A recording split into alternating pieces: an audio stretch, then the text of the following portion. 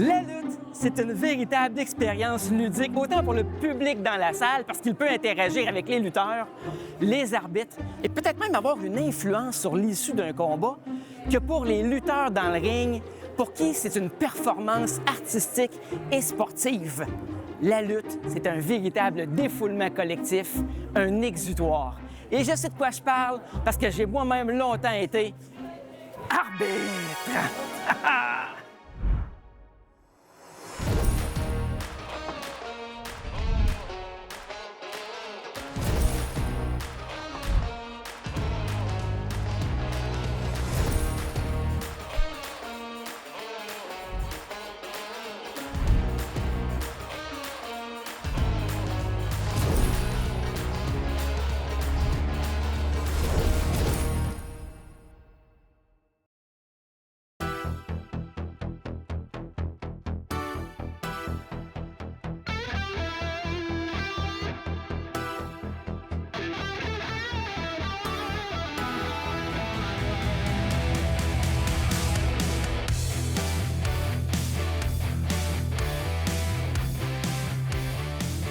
Steve, déjà 17 ans de succès avec la NSPW. Un succès, 17 ans de succès, vous le direz vite. Dans les premières années, ça faisait petit.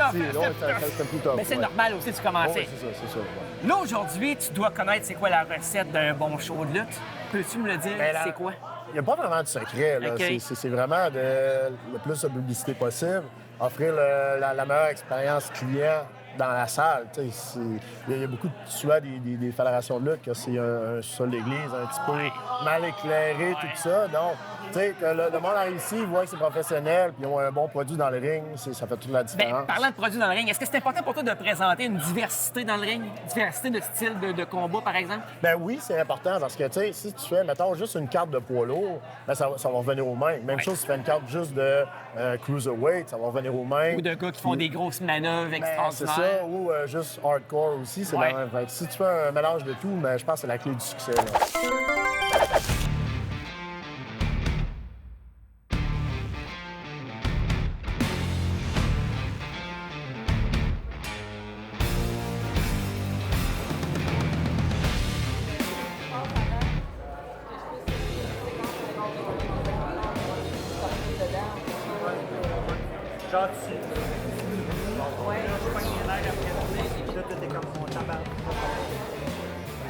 Lou, tu es une des lutteuses les plus connues, les plus accomplies de la ville de Québec. Oui. J'aimerais que tu me parles de ce qui t'a donné le goût de faire de la lutte.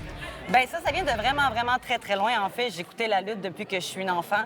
Et ce qui m'a attirée à faire de la lutte, vraiment, c'est le mix entre la théâtralité de la chose et évidemment le côté physique. Fait que, comme vous voyez en arrière de nous, c'est quelque chose de très physique. On peut montrer ses talents d'acteur aussi. C'est ça qui m'a vraiment attirée. J'avais fait du théâtre au secondaire. Ah oui, ça aide, puis là, ça. je suis arrivée dans un show de lutte, puis j'ai vu que ça convergeait les deux mondes. Fait que je me suis dit, il fallait absolument que j'essaie ça. Puis depuis, ça a été la piqûre.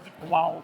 Et il y a peut-être des filles qui nous regardent présentement et qui se disent hey, j'aimerais peut-être ça, essayer ça, mais je suis pas sûr que c'est ma place, je suis pas sûr que c'est pour moi. Qu'est-ce que tu leur dirais à ces filles-là? Bien, ces filles-là, c'est sûr que je leur dirais le mieux, c'est d'essayer. Fait que dans à peu près toutes les grandes villes au Québec, il y a des écoles de lutte. Il suffit de regarder sur Facebook, sur les Internet, on peut trouver l'école de lutte. Allez essayer ça. Au Québec, à ça, la place des femmes, c'est rendu vraiment différent de ce que c'était il y a quelques années. Donc, à ce temps, on est sur le même pied d'égalité que les hommes. Et on a des histoires pour tout le monde. On a des belles opportunités dans toutes les promotions du Québec. Fait que pour celles qui hésitent, moi, je dis, c'est sûr que ça vaut le coup d'essayer. Welcome to North Shore Pro Wrestling.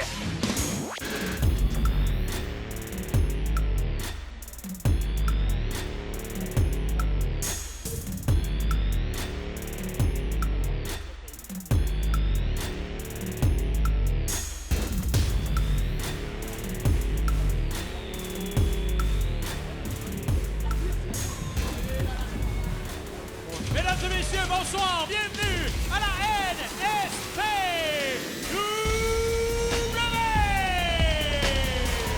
Elle est la reine Phoenix! Voici Lou O'Farrell! Comment ça se passe pour toi dans le vestiaire avec les gars, justement? Moi, j'ai l'impression que je suis un petit peu rendu one of the boys. Je veux dire, je niaise avec eux autres, je ris avec eux autres, je fais partie des blagues. Je me sens sur le même pied d'égalité de tout le monde. Je me sens pas dans un groupe à part. On n'est pas dans une division féminine. On est une gang de chums qui se rassemblent une fois par mois puis qu'on fait un super bon spectacle pour les gens qui viennent voir. Fait que c'est juste du plaisir.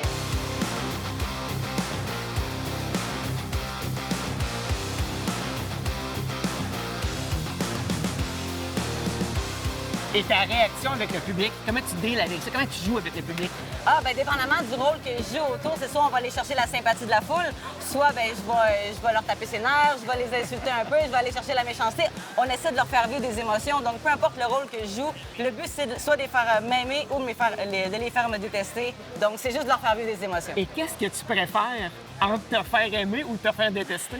J'ai une préférence pour être babyface. Je sais plus, ça me vient naturellement. Donc, t'aimes mieux être la gentille. J'aime mieux être la gentille. Bon, il y a beaucoup de gens qui préfèrent être les méchants parce que ça permet plus de liberté avec la foule. Oui. Mais moi, j'ai toujours préféré ce petit côté-là de les avoir pas dans ma poche, mais de les avoir avec moi, d'avoir leur soutien. Hey, merci beaucoup, Lou. Ça me fait plaisir, merci.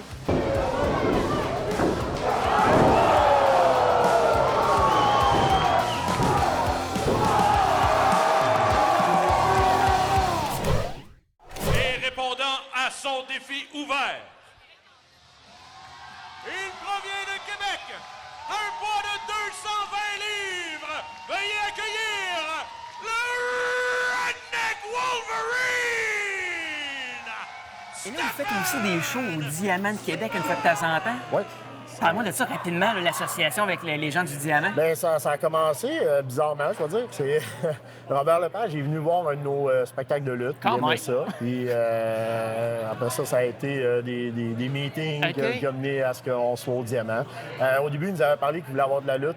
Mais moi, je prenais pas ça au sérieux. Ouais, je me disais, OK. il était juste gentil. Là. Ah ouais. Puis à la conférence de presse, c'est une des premières choses qu'il a dit, qu'il allait avoir de la lutte au Diamant. En Fait que effet, ça a comme je me fait, souviens de wow, ouais, ça a choqué tout le monde, même moi. Fait que depuis ce temps-là, ben, on a une deuxième maison là-bas. À quelle fréquence vous présentez des spectacles là-bas? C'est à peu près en 3-4 mois. Peut-être, OK. mettons, entre 4 et 5 fois par année. Et les spectacles au Centre Horizon, à quelle fréquence? À chaque mois. À chaque mois? Ouais.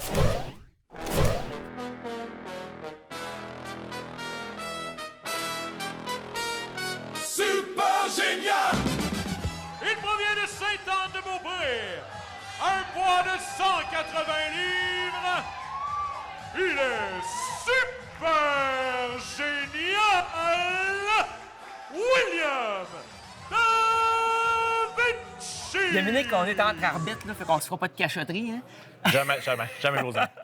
Parle-moi, comment as-tu commencé à arbitrer de la lutte? Ben, c'est quand même assez récent.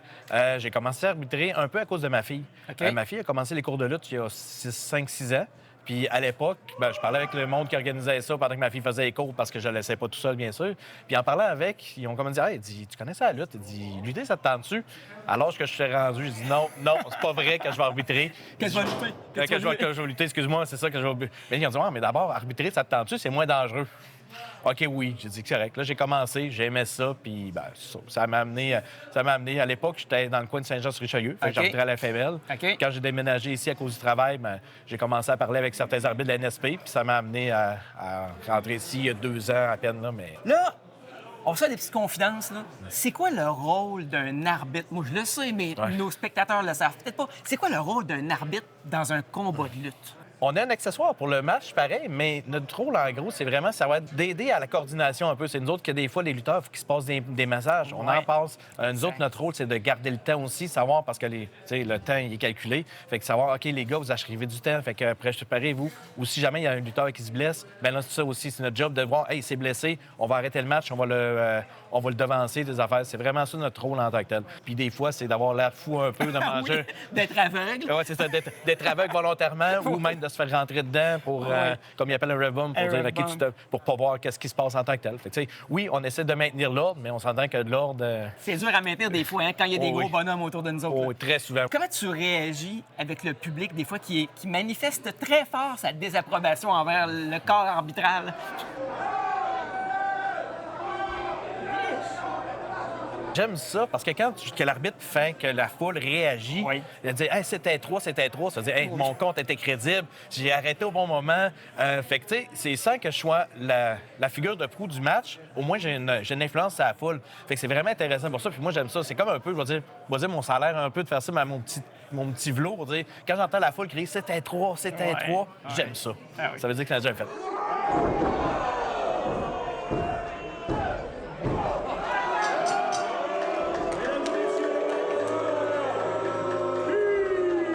Comment tu prends ça, toi, quand tu te fais dire dans le vestiaire, là, à soir, Dominique, tu vas manger une volée? Plus ça va, mettons, l'âge commence à rentrer dans le corps, on va dire aussi. Oui, c'est drôle de le faire. Mettons que dernièrement, c'est arrivé quelques fois. OK. Mais tout dépendant c'est qui. Des fois, c'est intéressant. C'est comment ils sont capables de l'amener pour que ça fasse du sens. Pour pas que ça fasse, hey, regarde, il y a un volée de castor, boum, je te rentre dedans. Ouais. Tu sais, ça n'a pas l'air crédible en tant que tel. Le but, c'est. Puis aussi, il y a des lutteurs qui sont meilleurs que d'autres aussi pour faire ça, qui ont des bonnes. Ils ont des bonnes stratégies pour que ça ait l'air encore plus crédible. Sans te blesser. Exactement, oui, c'est ça. À date, j'ai été chanceux. Tous ceux que j'ai poignés, oui, le lendemain, Oui, le corps se fait sentir, Oui. mais je me suis pas blessé T'en es encore. remis, c'est Ouais, ça. exact. Merci beaucoup, Dominique. Ça fait plaisir, Martin. Je l'avertis tout de suite, là, c'est bien beau le petit film que vous avez vu, là, mais il perdra pas à soir, comme dans le petit film, parce que je savais, OK? Fait que c'est mieux de pas les jouer. Claude Gérant, bien connu à Québec. Yes. J'aimerais que tu me parles de l'importance du rôle du gérant dans un show de lutte. Yes, bien, le gérant, dans le fond, il sert, premièrement, à mettre en valeur ses lutteurs. Tu sais, moi, je suis lettre, mon lutteur, mais il est beau, tu comprends? Tu sais, moi, je suis petit, mais mon lutteur, il est grand. Tu sais, c'est ça, le monde, fait que, tu sais, dans le fond, c'est le but, c'est aussi, c'est ça, bien faire paraître ton lutteur, puis aussi, j'ai un rôle un peu d'animation de foule, de faire agir les gens au bon moment autour du ring, puis aussi de ne pas prendre trop de place, fait que tout... Faut tout s'être placé dans le bon temps. Fait que j'ai un rôle, c'est comme un peu comme un clown au rodéo. Faut que ça aille là, mais pas tout le temps. Là, t'sais. Puis, des fois, ça peut t'amener à manger une volée, un gérant. Ouais, c'est ça. Est-ce que ça te fait peur un peu de. Ben, c'est ça. Ben, moi, c'est pour ça que je suis pas lutteur. Je suis Ouais, gérant. J'ai commencé comme arbitre, mais je suis gérant depuis Je sais longtemps. que t'as commencé comme arbitre. C'est ça, parce que, justement, moi, je veux pas manger des volées. Fait que j'ai comme, tu sais, puis nous, quand tu vas acheter, tu vas pas être un lutteur. Fait que j'ai dit, moi, je vais être arbitre, je vais être gérant, là, puis je suis gérant. Ben, c'est sûr, de temps en temps, c'est sûr, je m'attire les Ben oui, foudres, ben des oui. belligérants, tu sais. oui. Mais, maintenant, il y en a qui me mettent la main dessus, puis ils me ramassent. Mais j'essaie de me sauver. D'habitude, je suis wise, puis je me sauve. Mais j'ai ça, bumper. J'aime pas ça, manger des volées. Souvent, je m'arrange pas à manger. Je te comprends très bien. Non. Et ta relation avec le public, Ouais. comment ça se passe? Comment tu gères ça? Parce que des fois, il y a du monde qui peuvent être agressifs. Ben, moi, en tout cas, en général, le monde sont pas mal tout le temps funné pareil. Je sais Parfait. pas, on dirait que le monde, il... Te trouve drôle? Ouais, c'est ça, mais je pense qu'il aime maillir. Je pense qu'il me trouve, justement, comme tu dis, il me trouve drôle, mais il maillit, c'est pareil, parce que je suis déplaisant, Oui, puis oui, ce que oui. je fais, c'est contre les lois de la nature, tu sais, c'est comme... Tu fais pas des affaires comme je fais, mais tu sais, le monde, tu sais, je pense qu'il aime maillir, mais tu sais, c'est... Moi, je trouve que j'aime bien ça, la réaction qu'on a avec les gens, parce qu'on peut gager pas mal la foule, puis savoir où s'en va le match, puis tout ça. Puis moi, je m'en sers souvent, des fois, de la foule pour les ramener, des fois, justement. Ouais. Comme on disait, le rôle tantôt, Ouais. justement, de dire, là, mettons, tu vois que ça réagit pas bien, puis là, je vais faire semblant qu'ils chantent pour le bon, mais tu sais, finalement, c'est le contraire, que le monde écrit.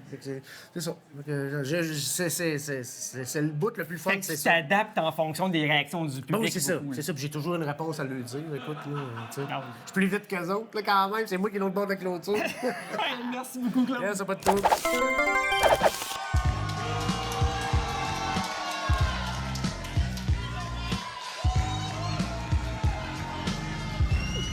Il provient de la vallée de la séduction, au poids de 395 livres, avec son égo Golden.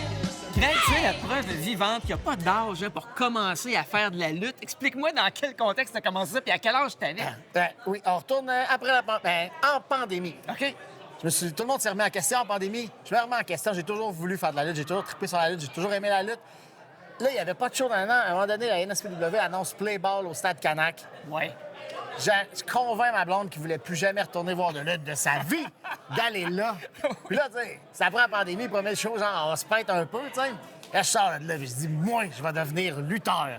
Puis alors, on a dit, t'es fou, cette fille, t'as 44 ans, c'est impossible. Je dis, je vais m'inscrire au cours de lutte, chérie. Exactement comme mon mère quand il va aller à l'école des clowns. Mais, je vais pas à l'école des clowns, je m'inscris à l'école de lutte. Là, finalement, de fil en aiguille, ça marche bien. Je continue, je fais les cours, le lundi, le mardi, gratuit, nanana. Fais le show de graduation. commence tranquillement à faire des petites apparitions à Gen Next, faire des spots shows tranquillement. Puis ben, depuis ce temps-là, ça n'arrête pas. Je suis devenu Golden Greg.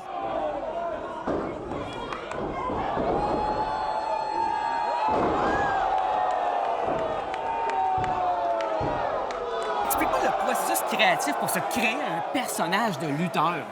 De base, moi, je dis toujours qu'il faut que tu prennes quelque chose de ta personnalité Ouais. et que tu l'exagères. OK. Tu sais, moi, j'ai toujours eu quand même un gros ego dans la vie en général. C'est toi qui le dis, là. Oui, c'est moi qui le dis, mais parle-en à tout le monde, ils vont tous dire la même affaire. Fait que j'ai dit, OK, je vais prendre moi, OK, puis je vais m'exagérer, tu sais, devenir le plus énorme possible, le plus désagréable possible.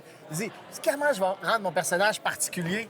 Je dis, ben moi, là, dans le fond, ma catchphrase au début, c'était Golden Greg, il est bon en taberfuck, mais quand il triche, il est encore meilleur. Avec moi, la gimmick au départ, c'était tricher. C'était genre être un vendeur de chars usagés. tu sais, là. oui, OK. Il y avait ça, il y a beaucoup d'Elvis Gratton aussi dans ma gimmick que j'ai intégré. Le plus les Elvis Gratton de la série télé, là. C'est tout ça, c'est toutes des références culturelles qu'on a. On prend un peu de nous, Ouais. on mixe ça ensemble, puis c'est ça qui devient fait ton personnage. Golden Greg. Le gagnant de ce combat, Golden Greg! Falco, je t'avais dit que t'avais une chose à retenir, OK? Une chose. De pas me trahir. Moi, je te faisais confiance.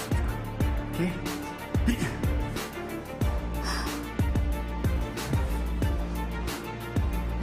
Dans le fond, là, Falco, tout ça, c'est mal. J'aurais jamais dû te faire confiance. OK? Mais ça arrive OK? Puis ce message-là, c'est pour tout le monde aussi. Silva, Stu Grayson, Dylan, Degenerate, n'importe qui. OK? Je sais que quand j'ai gagné ça, ça venait avec une cible. Puis je suis prêt. Si vous voulez une chance au titre, je suis prêt à me battre pour la garder. OK? Mais à la place de m'attaquer de dos, venez me voir, dites-moi là d'en face, puis on va se battre.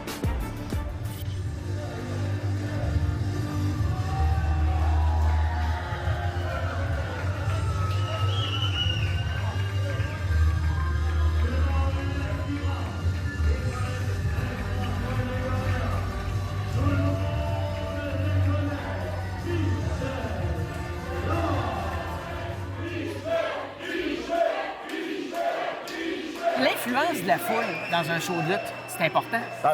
À mes yeux, c'est ce qui est le plus important. Si la foule ne réagit pas, mais c'est quand même que tu fasses les plus belles manœuvres, la haute voltige à profusion, mais si la foule ne réagit pas, mais ça fera rien. Ça va passer dans l'oubli. C'est ça. Donc, il y a des trucs, j'imagine, pour les lutteurs pour aller chercher le public. Ben oui, c'est sûr. Toujours l'interaction avec eux autres. Toujours montrer sa face à la foule. Fait que la foule embarque. Donc, une fois que tu es avec toi, ben, ça va bien. Et là, Steve, vous avez une école de lutte. Oui. Comment ça fonctionne pour les gens qui seraient intéressés à s'essayer et à faire de la lutte?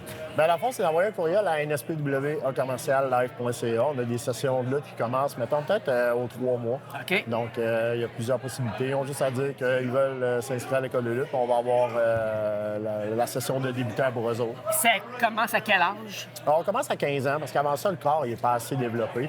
Donc, il y a beaucoup d'impact, donc on attend. Mais à partir de 15 ans, il n'y a pas de problème. Et les cours se donnent ici au Centre Horizon? Oui, au Centre Horizon, avec des coachs qui ont des années d'expérience. Tous les sécuritaires. Et sans embarquer dans le détail, là, mais en gros, là, qu'est-ce qu'on apprend dans des cours de lutte? Bien, c'est sûr qu'on apprend les chutes, comment tomber pour ne pas se faire mal, parce que veux pas, la lutte, c'est tu tombes, tu relèves, tu tombes, tu relèves. Donc, il Ouais. faut savoir comment. C'est sûr aussi que, oui, on sait tous que la lutte s'est arrangée, mais il faut que ça soit quand même assez... Surprise! Ben oui, surprise. Faut que ça soit quand même...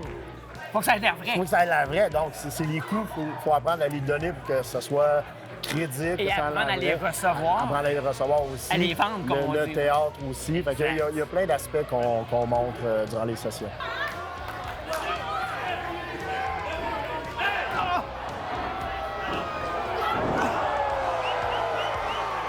C'est finalement les gens qui voudraient venir voir les spectacles. Comment ils peuvent avoir de l'information sur la NSPW? Bien, il y a deux façons. C'est la page Facebook de la NSPW, Lutte NSPW, ou aller sur lepointdevente.com. Dans la section recherche, on marque NSPW. Toutes les dates de l'année sont là. Fait que, Un gros merci, Steve. ben, merci à toi. Ça fait plaisir.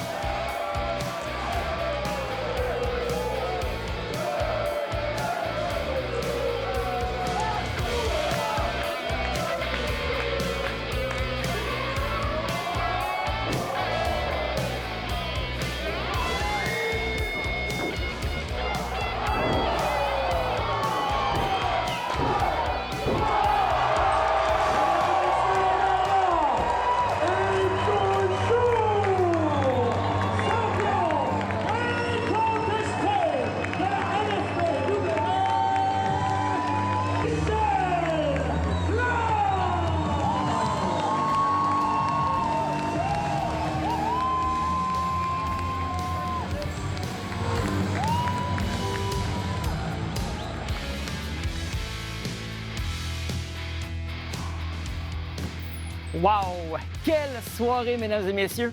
Vous comprenez maintenant peut-être pourquoi j'aime autant la lutte. Un divertissement sportif fait avec passion pour des spectateurs tout aussi passionnés. Je conserve de très beaux souvenirs de mes années d'arbitre. J'étais controversé, mais j'ai toujours adoré me faire détester.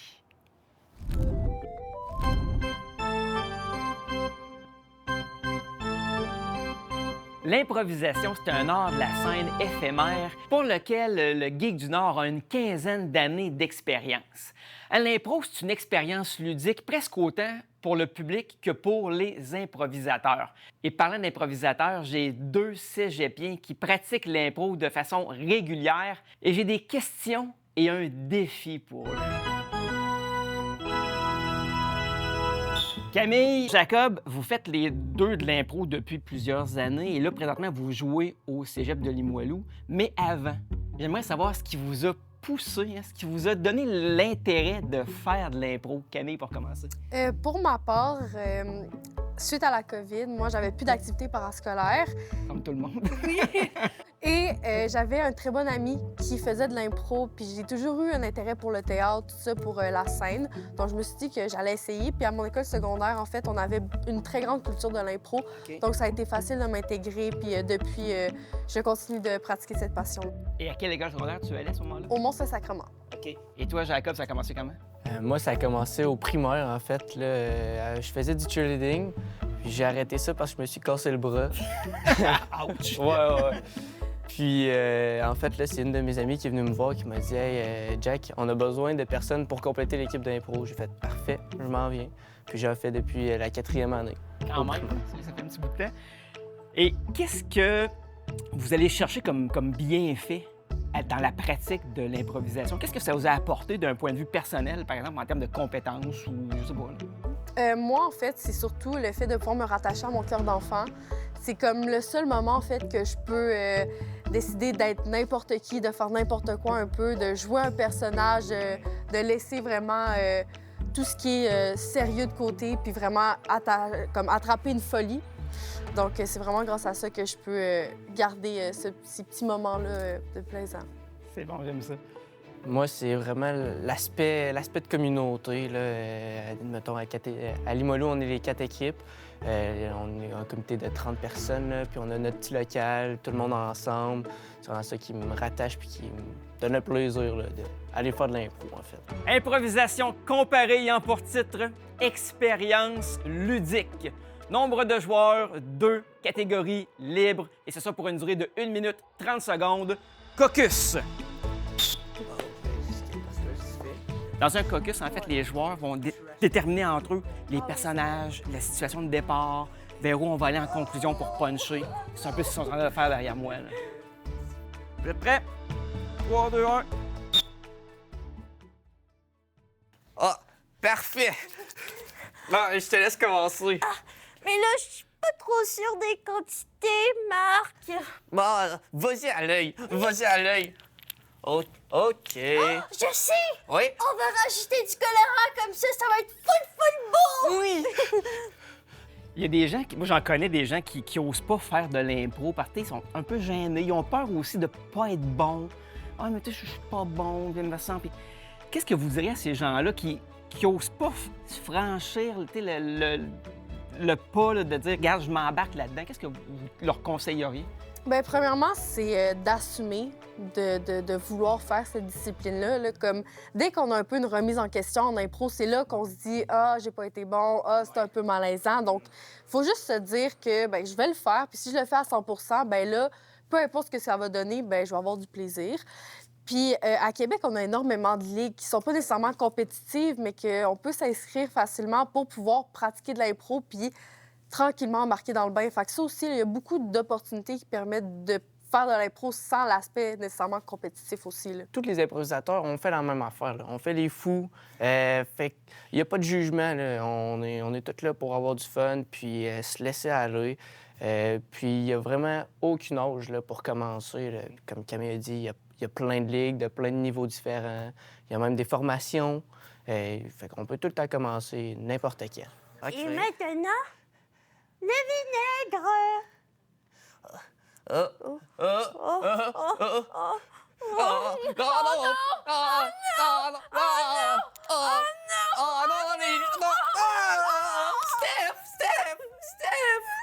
Les parents vont tellement être fâchés! Mais t'avais dit qu'ils étaient d'accord pour qu'on fasse de la glu! Et là, c'est pas de la glu, ça, c'est détruire une cuisine! C'est...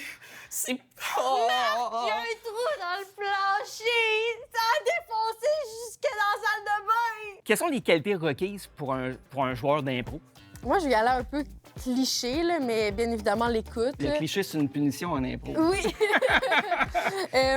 Mais c'est ça, si t'as pas d'écoute, ça sert à rien. Tu peux pas faire avancer l'histoire, tu peux pas te rattacher au personnage de l'autre. Si tu penses juste à toi, ben au final, ça devient une solo. Puis ça peut être bon des solos, mais quand t'es seul sur scène, pas avec 3 autres joueurs. là. Excellent point.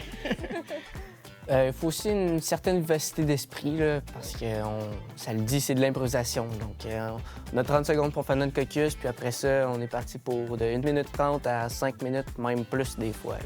Donc, c'est ça, une vivacité d'esprit là, pour être prêt à s'adapter à toutes les situations. Avez-vous déjà assisté à des matchs d'impro? Oui, assurément. Oui. Qu'est-ce que le public en retire, vous pensez? Qu'est-ce qui fait que c'est le fun d'assister à un match d'impro pour le public? Une bonne question.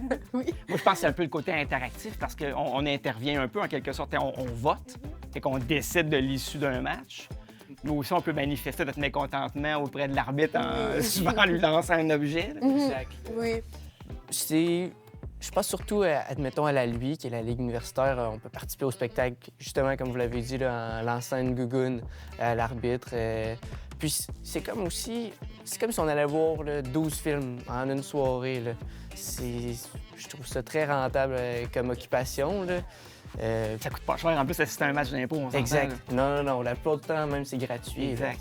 Je pense aussi qu'il y a le fait que c'est quand même un petit milieu à Québec, que ça fait que on se suit tout un peu dans notre parcours. Tu sais, moi, il y a des joueurs qui sont rendus à l'université, que j'ai joué avec eux au secondaire, donc c'est le fun d'aller les voir. Il y a plein de ligues qui se créent, que c'est des gens qui m'ont coaché, c'est des gens que j'ai joué avec au collégial. Fait que c'est vraiment amusant aussi de pouvoir voir nos amis, puis de voir tout le temps une nouvelle manière de comme réinventer un peu l'impro aussi. Là. Bon, ben, on peut dire adieu à la PS4. En tout cas, ça va me faire plaisir d'être en conséquence à vie avec toi, mon frère. Vendu. Super, merci beaucoup.